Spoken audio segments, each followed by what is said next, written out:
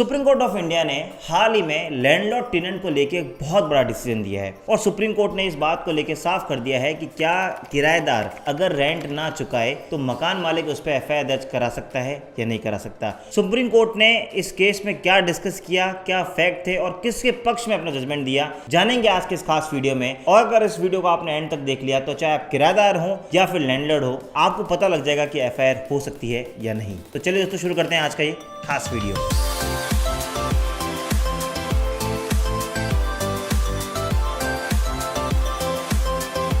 Lawyer हो, business founders हो, entrepreneurs हो, एचआर हो, आप चाहे किसी भी फील्ड में हो, सबसे बड़ी समस्या होती है एग्रीमेंट को ड्राफ्ट करना और उसको एग्जीक्यूट करना। तो दोस्तों उन सबका एक सॉल्यूशन है लॉयर इन बॉक्स, एक ऐसा टूल, एक ऐसा कोर्स जिसमें आपको मिलते हैं 6000 से ज़्यादा वर्ड और पीडीएफ फॉर्मेट में डॉक्यूमेंट्स, जिनको आप डाउनलोड कर सकते हैं और अपनी नीड के अकॉर्डिंग उसको फिल करके अपने काम को एग्जीक्यूट कर सकते हैं। तो नीचे दी गई लिंक पे क्लिक करें और इस कोर्स को आज की आज सब्सक्राइब करें। नमस्कार दोस्तों, मैं हूं आपका अपना एडवोकेट नमन मनोहत और आप मेरे साथ देख रहे हैं लीगल शॉर्ट्स, वो चैनल जो आपको देता है कानून से जुड़ी हर छोटी से बड़ी जानकारी। अगर आपको इसी तरह के इन्फॉर्मेटिव वीडियोस देखने हैं जहां पे आप जागरूक हो सकें, लैंडलॉर्ड टेनेंट के संबंधित क्वेश्चंस को लेकर जागरूक रहें, तो आपको चैनल सब्सक्राइब करना होगा और बेल आइकन दबाना होगा ताकि आपको हमारी रेगुलर अपडेट्स मिलती रहें। दोस्तों अक्सर एक हमें लैंडलॉर्ड टेनेंट में डिस्प्यूट देखने को मिलता है कि लैंडलॉर्ड ये कहता है कि टेनेंट जो किराएदार है वो हमें टाइम पे रेंट नहीं देता, और कई बार तो टाइम पे देता है लेकिन 2-4 महीना डिफॉल्ट कर जाता है। तो ऐसी कंडीशन में क्या किया जाए? ऐसी कंडीशन में क्या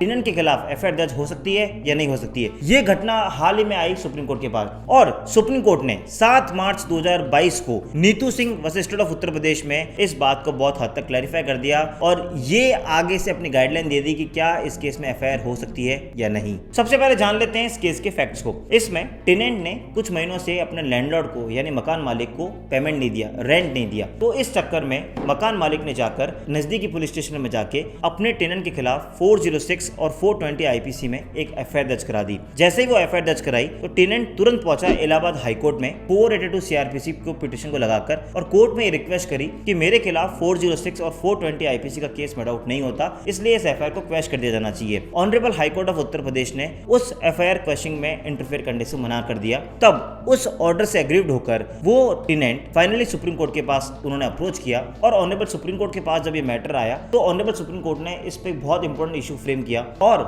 इस क्वेश्चन को डिस्कस किया कि अगर टेनेंट किसी भी तरीके से रेंट में डिफॉल्ट कर जाए तो क्या उसके खिलाफ एफआईआर हो सकती है या नहीं। तो इस पे सुप्रीम कोर्ट ने डिस्कस करते हुए सबसे पहले जो लीगल प्रोविजन एप्लीकेबल है उसको डिस्कस किया। इस केस में 2 लीगल प्रोविजन लगते हैं, 406 आईपीसी और 420 आईपीसी। 406 आईपीसी कहता है क्रिमिनल ब्रीच ऑफ ट्रस्ट, और अगर हमें जानना है क्रिमिनल ब्रीच ऑफ ट्रस्ट को तो हमें इसकी डेफिनेशन देखनी पड़ेगी 403 आईपीसी में, जो ये कहता है कि अगर आप किसी का पैसा या किसी की प्रॉपर्टी डिसऑनेस्टली अपने पास रखते हैं और उसको अपने पर्सनल यूज में रखते हैं तो वो ब्रीच ऑफ ट्रस्ट होता है। लेकिन यहाँ पे वो मूवेबल प्रॉपर्टी होनी चाहिए। बट अगर लैंडलॉर्ड टेनेंट की बात करें तो यहाँ पे जो दी गई थी वो थी इमूवेबल प्रॉपर्टी, तो सुप्रीम कोर्ट ने बोला कि 406 can not be made out. अब बात रही 420 आईपीसी की जो बात करती है चीटिंग की, तो 420 आईपीसी को देखने के लिए हमें सबसे पहले देखना पड़ेगा सेक्शन 415 आईपीसी को, जो बात करता है चीटिंग को और चीटिंग को डिफाइन करता है। अगर हम 415 आईपीसी को सिंप्लीफाई करके अगर उसकी बात करें तो चीटिंग का मतलब ये होता है कि अगर आप किसी को डिसऑनेस्टली इंड्यूस करके उससे कोई प्रॉपर्टी डिलीवर कराते हैं तो चीटिंग होती है। सुप्रीम कोर्ट ने इसमें कहा कि टेनेंट ने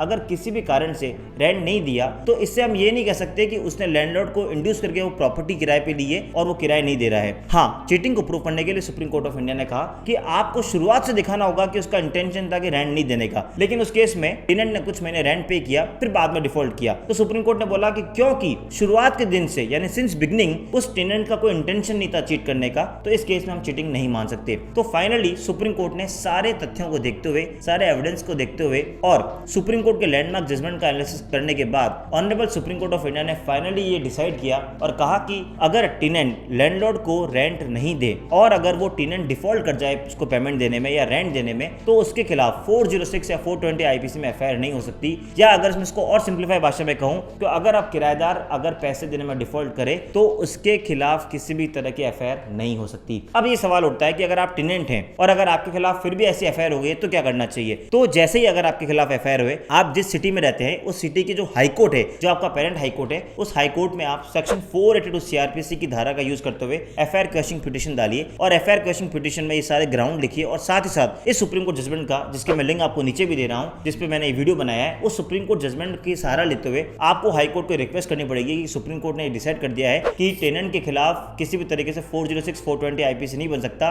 अगर आप रेंट में डिफॉल्ट करते हैं। और अगर ये बात आप कोर्ट के सामने रखेंगे तो मुझे पूरा विश्वास है कि आपके खिलाफ जो एफआईआर है वो क्वैश हो जाएगी। तो अगर आपके खिलाफ ऐसी एफआईआर हुई है तो आप ऐसे रिलीफ ले सकते हैं। लेकिन जो लैंडलॉर्ड्स हैं अब वो सोचेंगे कि अगर मैं उसके खिलाफ एफआईआर नहीं कर सकता तो मैं क्या करूं। तो अभी आपको घबराने की बात नहीं है। सुप्रीम कोर्ट ने इस बात को भी इस केस में डिस्कस किया। सुप्रीम कोर्ट ने कहा कि यह बात सही है कि एफआईआर दर्ज नहीं हो सकती और एफआईआर चलने योग्य नहीं है अगर आप रेंट को डिफॉल्ट करते हैं। लेकिन इसका मतलब ये नहीं है कि मकान मालिक किराया वसूल नहीं कर सकता। सुप्रीम कोर्ट ने बोला कि अगर आपका टेनेंट आपको किराया नहीं दे तो आपको इसके लिए टेनेंट एविक्शन सूट डालना पड़ेगा। आपको अपने स्टेट के जो रेंट कंट्रोल ट्रिब्यूनल होता है वहां पे जाके एविक्शन सूट यानी जो बेदखली का दावा होता है वो डालना पड़ेगा। और जब आप बेदखली का दावा डालेंगे तो उस बेदखली के दावे में आप बेदखली के साथ साथ अपने रेंट को भी रिकवर कर सकते हैं। कहने का मतलब ये है कि अगर आपका किराएदार आपका टेनेंट अगर आपको पैसे नहीं दें तो एफआईआर मत दर्ज कराइए, उसके बदले आप बेदखली का दावा डाल दिए, एविक्शन सूट डालिए और वहां पे ना सिर्फ आप बेदखली का डिक्री ले सकते हैं बल्कि आप अपने रेंट को रिकवर भी कर सकते हैं। तो मुझे पूरा विश्वास है कि आज जो ये वीडियो देख रहे हैं चाहे वो लैंडलॉर्ड हो या टेनेंट हो